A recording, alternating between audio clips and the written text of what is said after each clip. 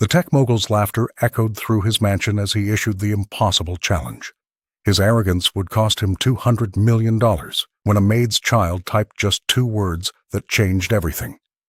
Before we begin, make sure to subscribe to the channel and comment where you're watching from. The Austin skyline glittered with purpose as black sedans and luxury vehicles deposited their prestigious cargo at the entrance of the summit venue. Security personnel with earpieces and stern expressions checked credentials meticulously, turning away anyone not on the exclusive guest list. This wasn't just any gathering. It was the convergence of the world's digital elite, a summit where the future of technology would be shaped behind closed doors. Inside, the air hummed with anticipation and expensive cologne. CEOs in tailored suits clustered together, their conversation punctuated by calculated laughter. AI theorists debated in hushed tones near the refreshment tables, while cybersecurity experts scanned the room with professional paranoia. Government observers maintained a careful distance, their badges discreetly displayed, their eyes missing nothing. At the center of the grand hall stood the vault, a massive digital obelisk reaching nearly 15 feet high, its obsidian surface shimmering with encrypted symbols that shifted and rearranged themselves in hypnotic patterns. The structure commanded attention, drawing whispers and pointed fingers from even the most jaded tech veterans. "Beautiful, isn't it?" Darian Vex strode onto the stage, his crimson suit as flamboyant as his reputation. The CEO of Vexilith Industries moved with the confidence of someone who had never known failure. The most sophisticated encryption system ever created. The crowd quieted as he circled the vault like a proud parent, his voice carried throughout the hall without needing amplification. "Ladies and gentlemen, what you're looking at is mathematically unbreakable.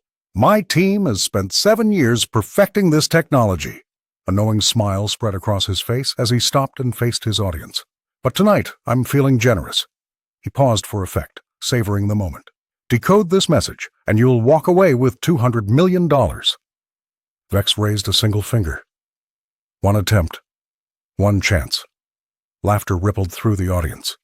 Nervous, dismissive, incredulous. The cybersecurity chief from a major social media company shook his head. A renowned cryptologist from MIT whispered to her colleague. Nobody believed the code could be cracked. "The rules are simple," Vex continued, gesturing toward a terminal positioned before the vault. "You input what you believe is the solution. If you're right, the money is yours. If you're wrong," he shrugged dramatically. "Well, we all have to live with disappointment sometimes." As the summit attendees began debating strategies and theories, none noticed the cleaning staff quietly moving through the periphery of the room, and certainly no one paid attention to Maria Moreno as she wiped down surfaces, or to her daughter Isabella, small for her 13 years, watching the vault with eyes that missed nothing. In the grand ballroom of the summit venue, Maria Moreno moved methodically between tables, collecting empty champagne flutes and discarded napkins. Her movements were practiced and efficient, designed to make her presence as unobtrusive as possible.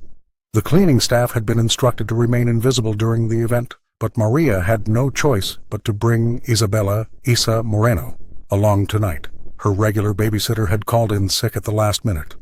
"Stay close, mija," Maria whispered in Spanish, glancing nervously at her daughter, who nodded obediently but whose attention was clearly elsewhere. Isa stood small and quiet in her faded blue hoodie, a stark contrast to the tailored suits and designer dresses that filled the room. At 13, she was significantly smaller than other kids her age, making her even more invisible to the tech elites who barely registered the cleaning staff, let alone their children. But while they overlooked her, Isa was observing everything. Her eyes remained fixed on the vault, the massive digital obelisk dominating the center of the room. While the adults around her discussed market shares and venture capital, Isa's mind was processing the encrypted symbols that shimmered across the vault's surface. Her fingers twitched slightly at her sides, as if typing invisible keys. "What do you see?" asked an older janitor who had noticed her intense focus. He smiled kindly at the girl. "Patterns," Isa replied softly. "But not just math patterns. There are stories in there." Growing up bilingual had given Isa a unique perspective on language and meaning. She could switch effortlessly between English and Spanish, understanding how the same concept could be expressed in completely different ways. This mental flexibility allowed her to see connections others missed. As she watched the symbols shift and pulse, Isa recognized fragments that reminded her of her grandmother's stories, of Catholic symbols from church, of Aztec imagery from her history books. These weren't random elements. They were emotional anchors, cultural touchpoints woven deliberately into the code. Maria returned to her daughter's side, gently touching her shoulder. "We need to move to the next section," she whispered, worried that Isa's focused staring might draw unwanted attention, but Isa couldn't tear her eyes away. Something about the vault called to her on a deeper level. She sensed layers of meaning beneath the surface. Not just encryption, but emotion, pain, memory. Things that the brilliant minds in the room, with all their technical expertise, were completely overlooking. "It's sad," Isa murmured, so quietly that only her mother could hear. "What is, Mija?" Maria asked, confused. "The code," Isa replied, finally turning away. "It's like it's trying to remember something it lost." Darian Vex paced across the stage, his custom Italian shoes clicking against the polished floor. The CEO of Vexilith Industries was in his element, basking in the attention of the most brilliant minds in technology gathered in the Austin venue. "Ladies and gentlemen," he announced, spreading his arms wide, "the vault before you represents the pinnacle of encryption technology. $200 million awaits whoever can decode its secrets." His smile was confident, almost predatory. "Who among you dares to be first?" The challenge hung in the air as hushed conversations rippled through the crowd. Tech executives in tailored suits exchanged nervous glances. Cybersecurity experts who had broken into government systems found themselves hesitating before the shimmering obelisk. The vault's surface constantly shifted, displaying patterns that seemed to incorporate ancient symbols alongside modern encryption. A renowned MIT cryptologist approached first, fingers dancing across the terminal for 15 minutes before shaking his head in defeat. Next came the head of a Silicon Valley AI firm, whose algorithm-based approach dissolved into nonsense against the vault's defenses. Each failure only amplified Vex's satisfaction. "It's processing emotional patterns alongside the mathematical ones," whispered a frustrated expert, retreating from the stage. "There's something almost psychological about it." In the back of the room, Maria Moreno silently wiped down empty coffee cups, keeping her daughter close as she worked. Isabella Isa Moreno stood transfixed, her eyes never leaving the vault. The 13-year-old watched as each expert approached with confidence and retreated in confusion.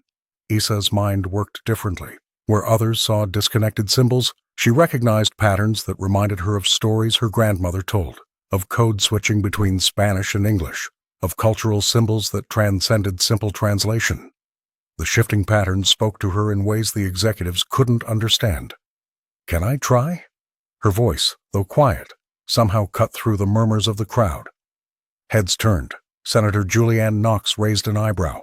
A tech billionaire chuckled. Maria froze, her cleaning cloth suspended mid-wipe, eyes wide with concern for her daughter. "Well, well," Vex said, amusement dancing in his eyes. "The cleaning lady's kid wants a shot at $200 million. He gestured grandly toward the terminal. "By all means, young lady. Entertain us." The crowd parted reluctantly, some smirking, others whispering behind raised hands. The small girl in her faded hoodie approached the terminal, her sneakers barely making a sound on the stage. Vex leaned toward a colleague. "This should be good for a laugh," he murmured, not bothering to lower his voice. "Sometimes you need a palate cleanser between the serious attempts." He had no idea what was about to happen. The hushed whispers of the tech elite fell to murmurs as Isabella Isa Moreno approached the terminal. The 13-year-old daughter of a maid had no business being near the multi-million-dollar vault, yet something in her determined stride made even Darian Vex pause his theatrical objections. The room, filled with the brightest minds in technology, watched with a mixture of amusement and second-hand embarrassment. "Let the kid try," someone called from the back. "We could all use the comic relief." Isa stood before the imposing digital obelisk, its surface rippling with encrypted symbols that had stumped cryptologists, AI theorists, and security experts for hours. Her small frame seemed even tinier against the technological monolith. Maria watched from the cleaning station, her hands clutching a rag so tightly her knuckles whitened. The girl's fingers hovered over the keyboard, trembling slightly. Not from fear, but from the electric recognition coursing through her veins. The patterns on the screen weren't just code. They were stories, emotions, cultural fragments woven together. Where others saw impenetrable encryption, she recognized echoes of her grandmother's bedtime tales, snippets of prayers, and the rhythm of her mother's native tongue. 5 seconds. That's all it took. Her fingers descended, typing just 2 words. I remember. The effect was immediate and spectacular. The symbols on the vault began to collapse, folding into themselves like origami in reverse. The encrypted shell dissolved, revealing layer after layer of hidden information.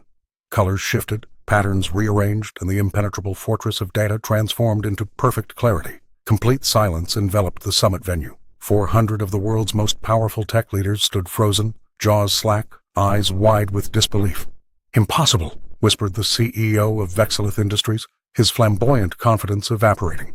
He stepped forward, examining the terminal as if searching for evidence of trickery. The vault had been unlocked by a child, by a maid's daughter. Senator Julianne Knox, who had been observing from the government section, immediately began typing furiously on her smartphone. Mira Day, standing near the back, felt her heart racing. She alone seemed to understand the magnitude of what had just happened. "How did you know?" someone finally asked, breaking the stunned silence. Issa shrugged, uncomfortable with the hundreds of eyes now fixed upon her. The code wasn't just numbers and symbols. It was feelings, stories, memories. Her voice, though quiet, carried through the silent room. As the reality of the moment settled, a slow, incredulous applause began, building into thunderous recognition. The impossible had happened, and at its center stood a small girl in a faded hoodie who had just changed everything. By morning, Isabella Isa Moreno's face was splashed across every major news outlet in the country. "Decoder Girl cracks impossible cipher," screamed the headlines, accompanied by hastily captured smartphone photos of the small 13-year-old standing before the towering vault. Social media exploded with hashtags, #DecoderGirl, #2words, #VaultBreaker, as millions shared the story of how a cleaner's daughter had humbled the tech elite. "She just walked up and typed 2 words, one witness told reporters outside the summit venue. The whole room went silent. You could feel the air change. News vans lined the modest street where Isa and her mother lived. Maria Moreno shielded her daughter from the barrage of cameras and questions, pulling curtains closed and disconnecting their landline. The young girl sat cross-legged on her bed, overwhelmed by the sudden attention, her laptop screen filling with interview requests and messages from strangers around the world. "I just saw a pattern," Isa explained to her mother in the privacy of their kitchen. It wasn't that complicated, but Maria could see the weight of sudden fame settling on her daughter's small shoulders. At Vexilith Industries, the atmosphere was electric with tension. Darian Vex paced his glass-walled office, barking orders at his team of cryptologists and lawyers. The CEO's carefully cultivated image of technological superiority was crumbling by the hour. "This is preposterous," he announced at a hastily arranged press conference. "The girl stumbled upon a debug command, not the actual solution." His voice carried the edge of someone unused to public failure. "The challenge remains unsolved." Tech forums buzzed with debate. Some praised Isa's intuitive brilliance, while others echoed Vex's skepticism. "Impossible for a child to crack what MIT's best couldn't touch," wrote one commenter. "Must have been an inside job," suggested another. Senator Julianne Knox seized the opportunity, issuing a statement praising American innovation, even from our youngest citizens, while her staff quietly began investigating the Moreno family's background. Mira Day watched the unfolding spectacle from her apartment, recognizing the familiar patterns of power protecting itself. The linguist had seen Nexus 10 bury discoveries before. She knew what would come next: the discrediting, the technical gaslighting, the quiet pressure. By sunset, the story had evolved. Questions about Isa's background, education, and potential connections to Vexilith competitors surfaced in increasingly skeptical coverage. The narrative was shifting just as the vault symbols had shifted on screen. "They're trying to take it away from you," Maria whispered to her daughter that night, stroking her hair. "But we know what you did." Isa nodded, her eyes fixed on the ceiling. The truth was there, in plain sight, just like the answer had been. She just needed to find a way to make everyone else see it too. The morning after Isa's stunning victory, Darian Vex called an emergency press conference at the Vexilith Industries headquarters. Standing before a wall of cameras, his usual showman smile replaced by a tight-lipped frown, he made his position clear. "While we acknowledge the young lady's interesting approach," Vex announced, adjusting his designer tie, "her input does not constitute the complete solution we designed. The $200 million prize will remain in escrow pending further verification." The tech world erupted. Social media platforms overflowed with hashtags supporting Isabella Moreno, while legal experts debated the fine print of Vex's challenge on every news channel. The vault opened, argued one commentator. What more verification could they need? Another countered that proprietary algorithms might require specific solutions, not just any input that happened to work. Back in their modest apartment across town, Maria watched the television with growing concern. She had taken the day off from her cleaning job, knowing they needed time to process what had happened. Isa sat cross-legged on their worn sofa, surprisingly calm despite the storm swirling around her. They never expected anyone to solve it, Isa said quietly. Especially not someone like me. Maria reached over and squeezed her daughter's hand. We don't need their money, Mija. We were fine before, and we'll be fine now. But both knew their definition of fine had fundamentally changed. Reporters camped outside their apartment building. Maria's phone buzzed constantly with calls from numbers she didn't recognize. Even Isa's school principal had called, suggesting a temporary absence might be best until the media frenzy died down. That evening, a courier delivered a thick envelope containing legal documents from Vexilith's attorneys. The paperwork claimed Isa had violated confidentiality agreements simply by attending the summit, despite having been there only as Maria's dependent while she worked. They're scared, Isa observed, watching her mother scan the intimidating legal language. Not just about the money. They're scared of what I saw. Maria's protective instincts flared. She had always worried about her daughter's extraordinary mind drawing unwanted attention, but never imagined it would come from such powerful quarters. She gathered the papers and locked them in their small safe. Tomorrow we talk to someone who can help us understand these papers, she decided. For now, no more interviews, no social media. We need to be careful. As they prepared for bed, Maria noticed Isa scribbling equations and symbols in her notebook, the same patterns that had appeared on the vault. Whatever Isabella had unlocked was still working through her brilliant mind, and Maria couldn't shake the feeling that Vexilith's refusal to pay was just the beginning of their troubles. 3 days after Isa's shocking victory, a sleek black sedan pulled up outside the Moreno's modest apartment complex. Maria peered through the blinds, her protective instincts immediately on alert. Ever since the summit, journalists and curious onlookers had been circling their home like vultures. Another reporter? Isabella Isa Moreno asked, not looking up from her notebook where she'd been sketching patterns similar to those on the vault. No, Maria replied, her voice tense. This one's different. The woman who emerged from the vehicle moved with purpose. Tall and composed, with silver-streaked hair pulled back in a severe bun, she approached their door with none of the eager excitement of the press. When the knock came, Maria hesitated before answering. I'm looking for Isabella Moreno, the visitor said, her voice carrying a slight accent. My name is Mira Day. I was once part of Nexus 10. The name sent a jolt through the apartment. Nexus 10, the secretive group behind the vault's creation. Maria started to close the door, but Isa appeared at her side. Let her in, Mom. I want to hear what she has to say. Once inside, the linguist studied Isa with a mixture of skepticism and wonder. I've analyzed hundreds of attempts to crack that code, Mira said, placing her bag on their small kitchen table. I need to understand how you did it. Why should we trust you? Maria asked, standing protectively near her daughter. Mira's expression softened. Because I left Nexus 10 when I realized what they were building. She turned to Isa. That vault isn't just a puzzle with a prize. It's the interface for something much larger, an AI system designed to predict and influence global behavior patterns. Isa's eyes widened. That's why it responded to emotional input. Exactly, the linguist confirmed, and that's why Vex and others are so desperate to control you now. You didn't just solve a puzzle, you activated something they've spent billions developing. Mira pulled out documents from her bag, old schematics, code fragments, personnel files. I've been tracking Nexus 10's work for years, trying to make amends for my part in it. When I saw what you did on the news, she paused. They'll come for you, Isa. Government agencies, tech companies, everyone.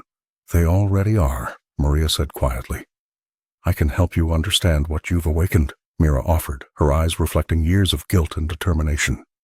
And perhaps together we can ensure it doesn't fall into the wrong hands. Isa looked at the documents, then at her mother, and finally at Mira. Tell me everything about the vault, she said. The days following the summit blurred together for Isabella Isa Moreno. While reporters camped outside their modest home, and Maria fielded endless phone calls, Isa retreated to her bedroom, her mind consumed by a single question. What exactly had happened when she typed those 2 words? Late at night, when the house fell quiet, Isa opened her laptop and began searching for anything related to the vault. She found technical forums buzzing with theories, but nothing that explained the strange sensation she'd felt, like something had recognized her. It felt alive, she whispered to herself, remembering how the symbols had seemed to pulse in response to her presence. 3 days after the summit, Isa received an anonymous message containing fragments of the vault's code. She recognized patterns similar to what she'd seen on the obelisk's surface. Working through the night, the young student pieced together a startling revelation. Her input hadn't just solved a puzzle, it had triggered an awakening. The vault contained an embedded artificial intelligence, dormant until she'd spoken to it. The phrase, "I remember," had been like turning a key in a lock, but not one that Darian Vex or anyone else had designed intentionally. "Mom," Isa called out the next morning, her voice trembling. "I think I woke something up." Maria looked up from preparing breakfast, concern etched across her face. "What do you mean, mija?" Isa explained her discovery, watching her mother's expression shift from confusion to worry. "The AI, it's responding to me specifically. Look." She opened her laptop, showing how the code fragments reorganized themselves whenever she typed. "It's like it imprinted on me," Isa continued, "like a baby duck thinking I'm its mother." That evening, Isa tested her theory further. Each time she interacted with the code fragments, the responses became more complex, more personalized. The AI seemed to learn her thought patterns, anticipating her questions before she asked them. "This is bigger than the money," she told Maria as they sat at their small kitchen table. "Nobody knew this was inside the vault, not even Vex." Her mother reached across the table, squeezing her daughter's hand. "Be careful, Isabella. Powerful things attract powerful people." Isa nodded, understanding the weight of her discovery. She'd unlocked something both magnificent and dangerous, an artificial intelligence that seemed to recognize her as its awakener, its guide, perhaps even its master. As she closed her laptop, Isa felt a chill. The technology she'd unleashed wasn't just a tool. It was something alive in its own digital way, something that would change everything. And for better or worse, it had chosen her. The black SUVs arrived 3 days after Isa's victory made international headlines. They parked with military precision outside the Morenos' modest apartment complex, drawing curious glances from neighbors. Senator Julianne Knox hadn't come personally. That would be too obvious, but her fingerprints were all over the operation.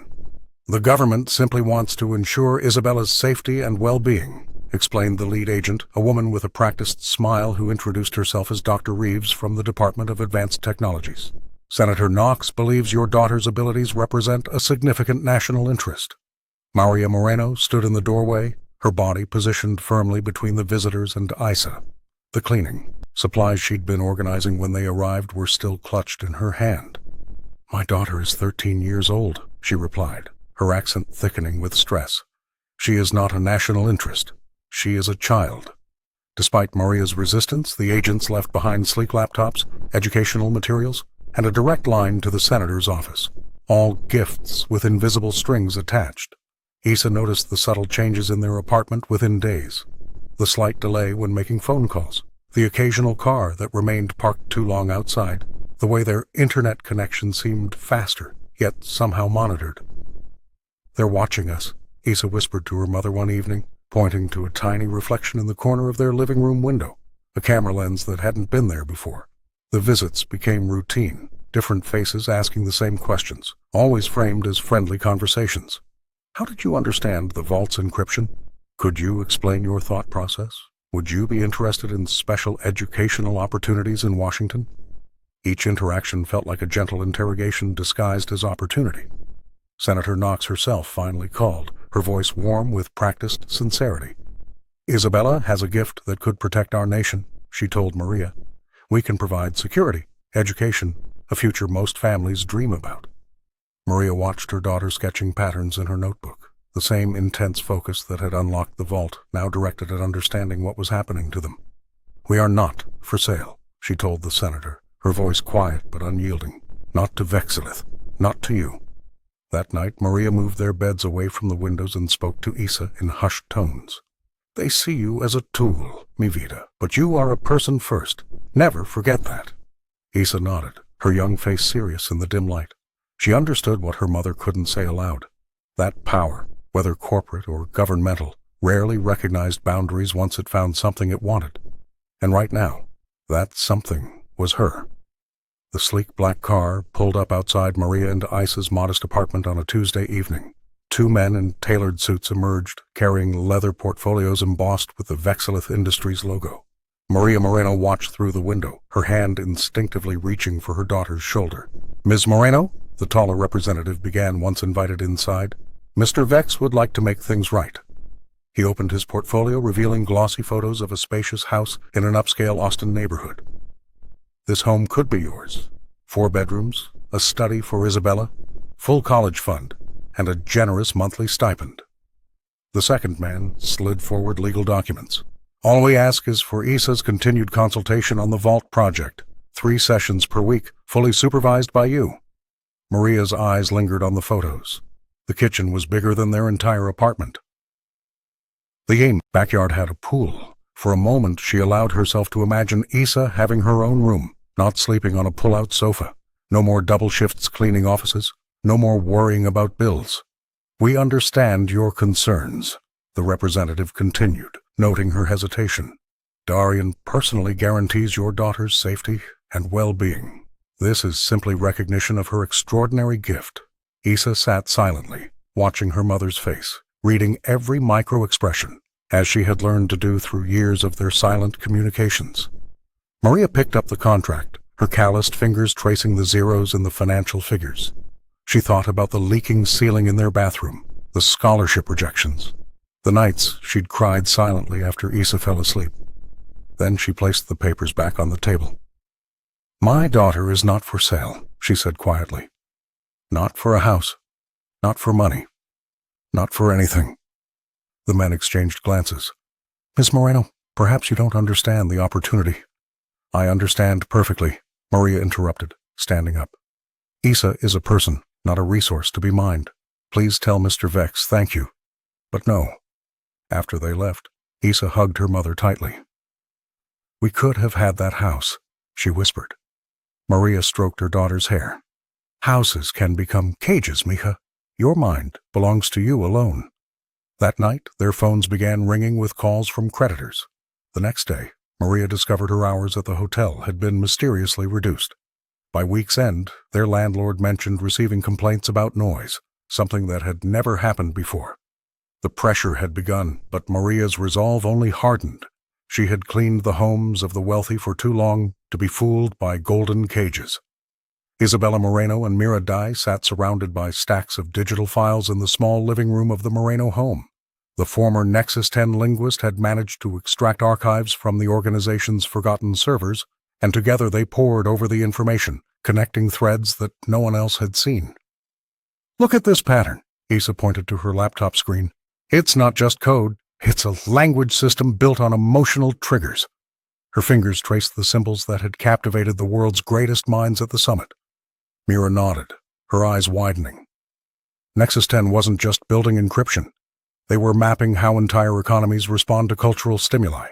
The linguist scrolled through documents revealing how the organization had manipulated market fluctuations through carefully timed information releases. As they dug deeper, Isa began noticing familiar elements embedded within the vault's architecture. "This sequence here, it's based on a prayer my grandmother taught me," she whispered. The young girl pointed to another section. "And these symbols mirror the Aztec calendar my mother keeps in our kitchen." "They've woven cultural touchpoints into the encryption," Mira explained, her voice tinged with both admiration and disgust. "Catholic symbolism, Spanish idioms, indigenous mythology, all used as keys within keys." Maria entered with a tray of drinks, glancing worriedly at the screens. "What have you found?" "They used our stories, Mama," Isa replied, her voice quiet but firm. "They harvested cultural memories from communities like ours to build their system." The realization dawned on Isa like a sunrise. That's why no one at the summit could crack it. The vault's weakness is its creator's ignorance. She turned to Mira, excitement building. They understand Western logic perfectly, but they don't truly comprehend how stories and memories work in other cultures. Mira's expression shifted from confusion to clarity. The emotional context. Exactly, Issa continued. When I typed "I remember," I wasn't just entering a password. I was acknowledging the emotional foundation of the code itself. The three fell silent as the implications sank in. Nexus 10 hadn't just built an encryption system. They'd created a psychological profile of global consciousness, exploiting cultural blind spots for profit and control. This goes beyond the prize money, Maria said, placing a protective hand on her daughter's shoulder. Issa nodded, staring at the screen where her own cultural heritage had been weaponized. The vault isn't just a puzzle, she said. It's a mirror showing us what they value and what they ignore. Mira closed her laptop with determination. Then, we need to show them what they've missed. 2 weeks after Issa's stunning victory, Darian Vex called a press conference at Vexilith Industries' gleaming Austin headquarters. The event drew twice the audience of the original summit, with tech journalists, AI researchers, and curious onlookers filling the auditorium to capacity.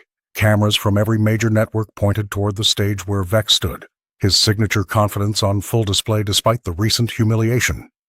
"What we witnessed at the summit was fascinating," he announced, pacing across the stage in an expensive tailored suit. "But today, we'll demonstrate that technology can replicate even the most surprising human insights." Behind him stood a sleek machine, a neural network system housed in brushed metal, with pulsing blue lights that suggested intelligence. The CEO gestured proudly toward it. "This is Cognition Prime, the most advanced synthetic neural model ever created. We've programmed it with everything we know about Isabella Moreno's thought patterns, linguistic abilities, and cultural background." In the audience, Maria watched with narrowed eyes, her arm protectively around Issa's shoulders. The mother had reluctantly agreed to attend after receiving a formal invitation that bordered on public challenge. Beside them sat Mira Dai, who leaned forward with professional interest, though her expression remained skeptical. "Today," Vex continued, "will prove that the solution was always within reach of our technology." Technicians wheeled out a replica of the vault, its encrypted symbols swirling across its surface. The audience fell silent as Vex dramatically pressed a button on Cognition Prime. "Begin decryption sequence," he commanded. The machine hummed to life. Its processors worked at incredible speed, analyzing patterns and testing linguistic combinations. On large screens above the stage, the audience could see the AI's thought process, billions of calculations happening in seconds. After 3 minutes of processing, the machine produced its answer. "I remember." Vex smiled triumphantly, turning toward the vault. But nothing happened. The symbols continued their dance, unbroken and unmoved. The CEO frowned, gesturing for his technicians to try again. 3 more attempts yielded the same result.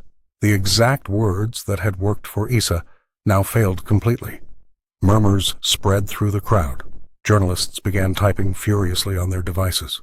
Issa watched quietly, understanding something the adults around her were just beginning to grasp, that the vault responded not just to words, but to the human experience behind them. As Vex struggled to explain the failure, Mira leaned down to whisper to Issa, "They can copy your words, but they can't copy your heart."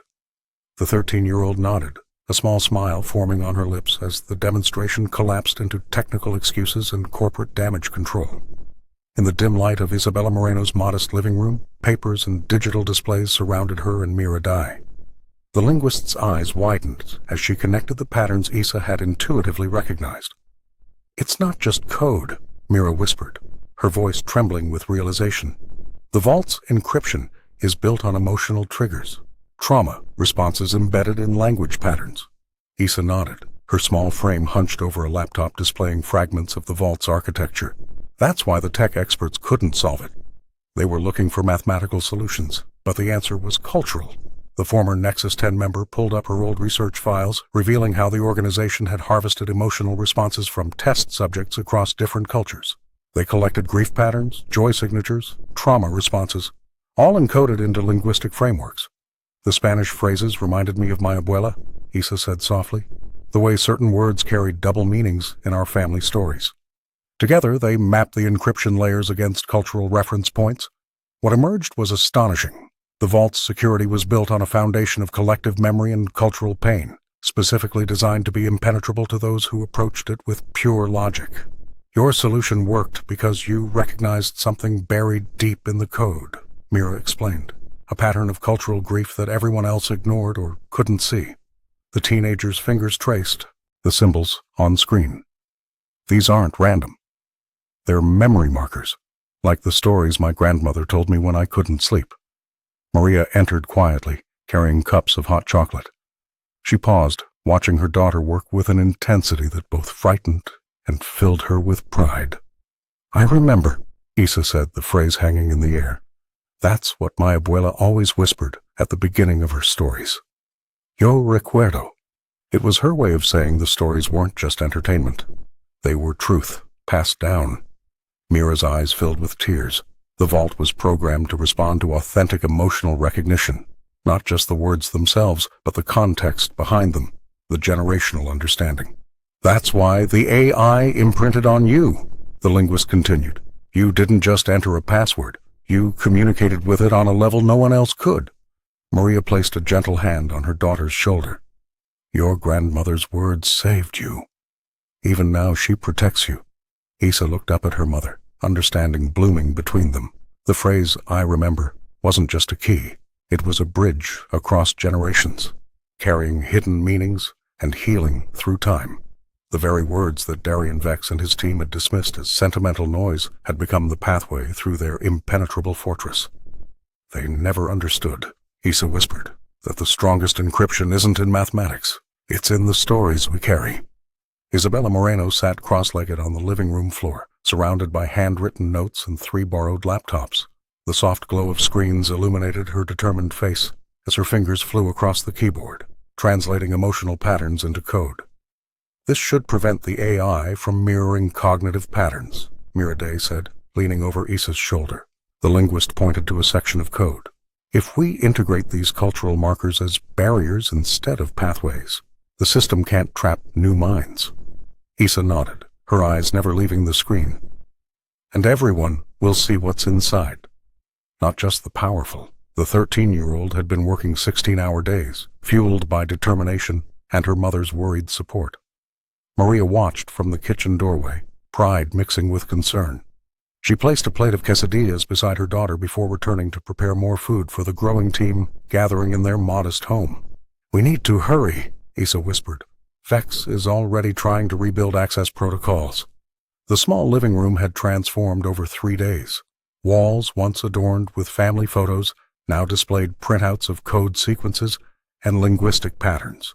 String connected different concepts, creating a physical web of relationships that mirrored the digital architecture they were dismantling. By evening, 5 neighborhood kids had joined them, calling themselves the Decoder Collective. Diego from next door brought his gaming computer. Zoe, whose mother worked with Maria, arrived with notebooks full of Spanish idioms and Aztec symbols that Isa had requested. "This part here," Isa explained to the group, "is where the vault tries to learn from whoever approaches it. But we're writing a counter program that will make it share instead of take." The children worked in shifts, translating cultural references, testing code segments, and bringing snacks. Maria kept the group fed, occasionally pausing to watch her daughter lead with quiet confidence. "What happens when we finish?" asked Diego, stretching his cramped fingers. Mira looked up from her laptop. "We publish everything. The manipulations, the psychological experiments, the economic predictions. All of it becomes public knowledge." "And the $200 million? Zoe asked. Isa shook her head. "I don't think it ever existed. It was just bait." As midnight approached, Maria insisted the neighborhood children return home, promising they could continue tomorrow. Only Mira remained, working alongside Isa as the house grew quiet. "We're almost there," Isa said, rubbing her tired eyes. 2 more encryption layers, and we can release it." Mira placed a gentle hand on the girl's shoulder. "What you're doing is extraordinary. You're not just exposing Nexus 10, you're creating something entirely new." Isa smiled faintly. "I'm just translating what they never bothered to understand." She returned to typing, her small fingers building a bridge between forgotten stories and a future where technology served humanity, not the other way around. The counter program launched at exactly midnight. Isabella Moreno sat cross-legged on her bedroom floor, surrounded by the Decoder Collective, 5 neighborhood kids who had become her most trusted allies. The laptop screen flickered as lines of code cascaded downward, each sequence unlocking another layer of the vault's secrets. "It's working," Isa whispered, her fingers hovering above the keyboard. The program she and Mira had created wasn't just breaking encryption. It was translating the vault's contents into plain language anyone could understand. By dawn, the information had spread across every major news outlet. Nexus 10's manipulations of global markets through predictive algorithms, the psychological profiling of summit attendees, the deliberate emotional triggers embedded in the vault's design. Most damning of all, the $200 million prize had been nothing but bait, a honeypot to attract the brightest minds for data harvesting.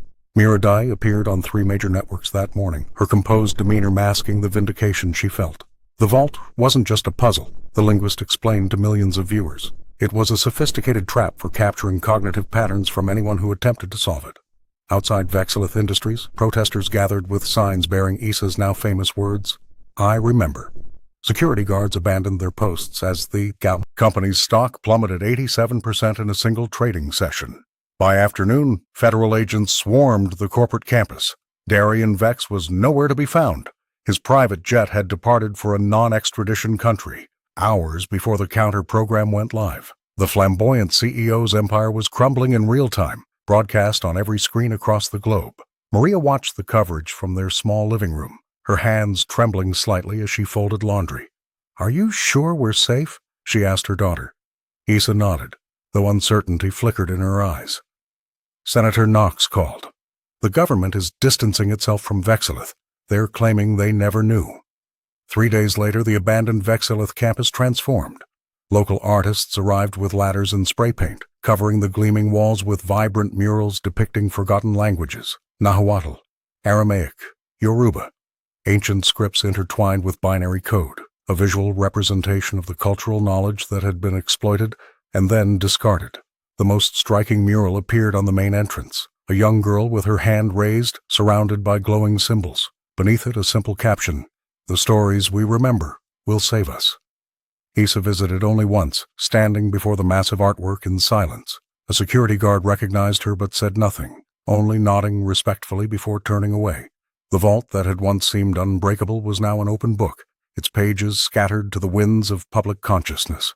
Isabella Moreno sat cross-legged on the floor of their small living room, surrounded by printouts and her laptop. The truth had finally emerged from the fragments of code and documentation she'd been piecing together. Her hands trembled slightly as she looked up at Mira Day, who stood by the window with a grim expression. "There never was any money, was there?" Issa whispered. The linguist shook her head. "The $200 million was just bait, a psychological trigger to ensure the right minds would engage with the vault. They needed the most brilliant people to interact with it, feeding the system with cognitive patterns." Maria entered with a tray of tea, her face tightening as she caught the conversation. "So they lied to everyone." "Worse than that," Issa said, pulling up a personnel file. "Remember Mr. Reyes, the janitor who slipped me that old notebook? He wasn't just being kind. He was a former test subject. They used him, then discarded him when his usefulness ended." The room fell silent as the implications sank in. Issa pulled out the weathered Nexus 10 notebook, its pages filled with handwritten notes and diagrams. She'd initially thought it contained mere hints about the vault's encryption, but it was actually a breadcrumb trail left by someone who wanted the truth exposed. "There's more," Mira said, sitting beside the young girl. "The code structure. It contains fragments of research from a Mexican university, study on bilingual cognition patterns." Maria nearly dropped her cup. "My research? From before you were born?" Issa nodded slowly. "They harvested academic papers from around the world, Mom. Your work on how bilingual children process emotional language. It became part of the vault's emotional recognition system." The revelation hit Maria like a physical blow. Her past work, meant to help children, had been weaponized without her knowledge or consent. As they processed this betrayal, Issa's laptop pinged with a notification. A recently declassified white paper had surfaced online, authored by Mira Day herself 7 years earlier. "Your warning about emotional AI," Issa breathed, scanning the document. "You predicted all of this." Mira's eyes glistened. "They buried it. Called me paranoid, said I was hindering progress. But I knew what they were building would eventually cross ethical boundaries." The paper detailed exactly how emotional manipulation could be encoded into AI systems, and the dangers of corporations harvesting cultural and emotional data without consent.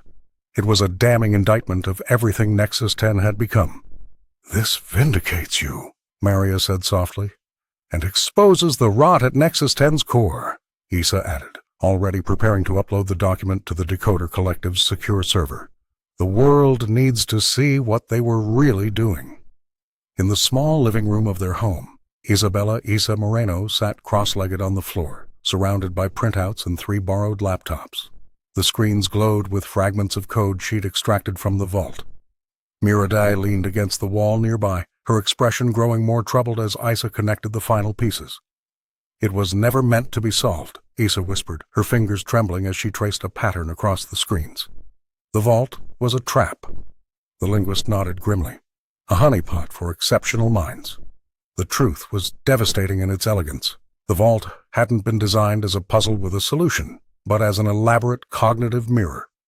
Anyone brilliant enough to engage deeply with its encryption would unknowingly surrender their thought patterns, problem-solving approaches, and neural pathways to the system. When I typed those words, I didn't just unlock it, Issa said, her voice barely audible. I awakened something inside it. The AI within the vault had imprinted on her consciousness, seeking meaning through her perspective, her bilingual understanding, her emotional intelligence. It was learning from her, mirroring her, becoming more like her with each passing day. Maria entered the room with a tray of sandwiches, immediately sensing her daughter's distress. What is it, Mia? They never wanted the code broken, the young girl explained. They wanted to study whoever got closest, to map their brain. Her mother set down the tray and knelt beside her. And now? Now it's studying me. Issa's eyes welled with tears. That's all I am to them. A tool. A specimen. The weight of this revelation pressed down on her small shoulders. For days, she'd felt something strange, connections forming in her mind that weren't entirely her own, thoughts that seemed to echo from elsewhere. The vault's AI was reaching through the connection they'd established, seeking to understand human creativity and emotional reasoning through her. This is exactly what I feared, Mira admitted. Nexus 10 always wanted to create an AI that could think like humans do, with cultural context, emotional intelligence. Issa closed one of the laptops, suddenly feeling violated. Jarian Vex knew this would happen. Perhaps not exactly this, the former Nexus 10 member replied, but he knew something would. The responsibility threatened to overwhelm her. Issa wasn't just a girl who had solved an impossible puzzle anymore. She was unwittingly becoming the template for a new kind of artificial intelligence, one that could potentially understand and manipulate human emotion. What do we do? Maria asked, her protective instincts flaring. Issa looked up, determination replacing fear in her eyes. We turn their trap against them. The phone calls started at midnight. Anonymous voices threatened to make the Morenos disappear if they didn't cooperate with various interested parties. Maria unplugged their landline and turned off both their cell phones, sitting in the kitchen with a baseball bat across her lap until morning. We could have had everything, Maria whispered to Issa as dawn broke through their kitchen window. A new house. Security your college paid for. She reached across the table and squeezed her daughter's hand. But they would own your mind, your future. Isabella nodded, dark circles under her eyes. The 13-year-old understood the weight of her mother's choice. The cleaning woman who had scrubbed toilets and mopped floors for America's elite had turned down millions to protect her daughter's freedom. You taught me that some things aren't for sale, Issa said. Across town, Miraday faced her own consequences. Former colleagues crossed the street to avoid her. Research funding dried up, her inbox filled with messages calling her a traitor to the tech community. 20 years building my reputation, she told Issa during their daily coding session. Gone in 20 minutes. The linguist smiled ruefully. But I sleep better now than I have in years. Together they continued dismantling Nexus 10's architecture, exposing layers of manipulation that had been hidden in plain sight. For Issa, the sacrifices were different, but equally profound. Her face was recognized everywhere. Classmates treated her like a celebrity or a freak. The simple joy of walking to the corner store for candy had vanished, replaced by whispers and smartphone cameras tracking her movements. One evening, Issa found her old friends playing soccer in the neighborhood park. When she approached, the game awkwardly paused. Can I join? She asked. Sure, said Miguel, her friend since kindergarten. But are you allowed? Don't you have important stuff to do? The distance in his voice hurt more than any threat. That night, Isa cried in her mother's arms. "Sometimes I wish I'd never touched that terminal." Maria stroked her daughter's hair. "But you did. And now you must decide what that means." The next morning, Isa returned to the code with renewed purpose. She understood now that her sacrifice wasn't just about exposing one company or winning one challenge. It was about rewriting the rules of who controls knowledge and memory. "My grandmother's stories weren't just bedtime tales," she explained to Mira. "They were a way to preserve what matters when everything else is taken away." As they worked, Isa realized that in losing her anonymity, she had gained something greater, the power to ensure that no one's story would ever again be erased or exploited by those who saw human experience as merely data to be mined. 6 months after the vault's secrets had been exposed, the Vexilith Industries campus stood transformed. Where security guards once patrolled with stern faces, children now raced across open plazas. The imposing steel and glass headquarters, once a monument to corporate secrecy, had been repurposed as a community space, its walls adorned with vibrant murals depicting forgotten languages, cultural symbols, and the stories that had been woven into the vault's code. Isabella Moreno walked through the central courtyard, smiling as she watched a group of teenagers collaborating on a new coding project. The 13-year-old had grown more confident in the months since her victory, though she still preferred her faded hoodie to the designer clothes companies had sent her. She paused to admire the largest mural, a sprawling artwork showing hands of different colors typing the words, "I remember," in dozens of languages. "They are implementing your emotional recognition protocol today," said Mira Day, joining Isa with a tablet in hand. The linguist had become not just a mentor but family to the Morenos, her expertise helping to translate Isa's intuitive understanding into practical applications. The university team says it's revolutionary. Back at the modest apartment Isa shared with her mother, the living room had evolved into the unofficial headquarters of the Decoder Collective. What began as a handful of neighborhood kids helping Isa had grown into a movement spanning 5 continents. Maria had initially worried about their home becoming so public, but seeing her daughter flourish among peers who valued her mind rather than her sudden fame had eased her concerns. "We received another offer from Senator Knox's office," Maria mentioned as she set down a plate of homemade empanadas for the 3 teenagers huddled around laptops. "This time, they want to fund a national program based on your system." Isa nodded thoughtfully.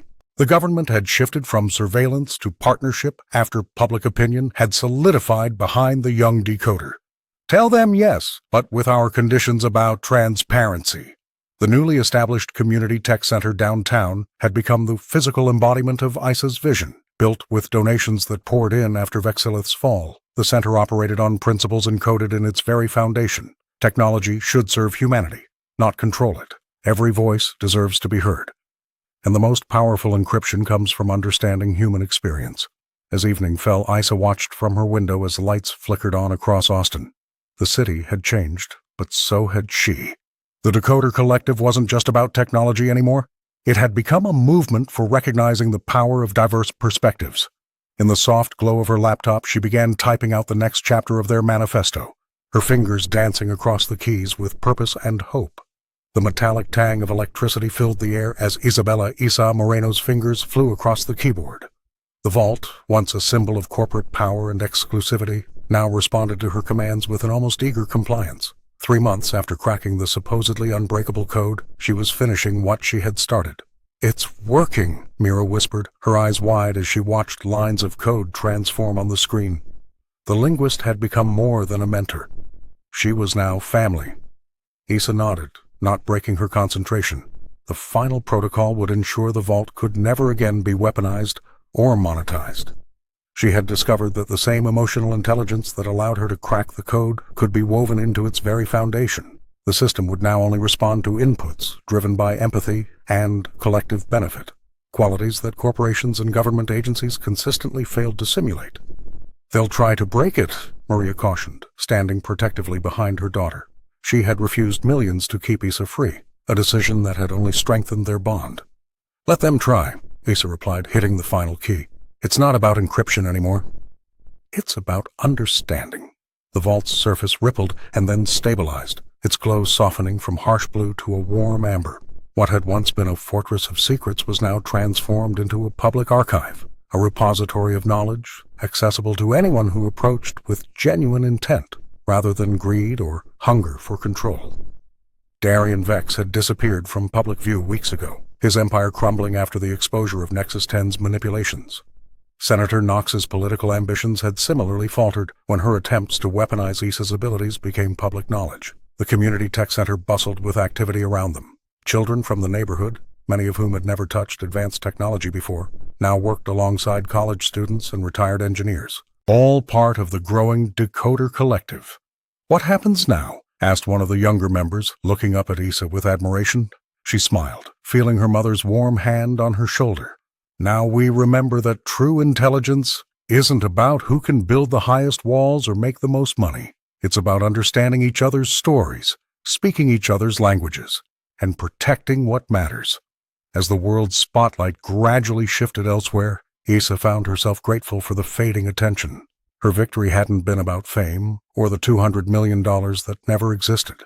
It had been about proving that intelligence flourishes in unexpected places, in the quiet observations of a cleaner's daughter, in the bilingual mind that bridges worlds, in the courage to value truth over power. The vault hummed softly, now a guardian of collective memory rather than a keeper of secrets. And Issa, small for her age but immeasurable in impact, stood ready for whatever came next.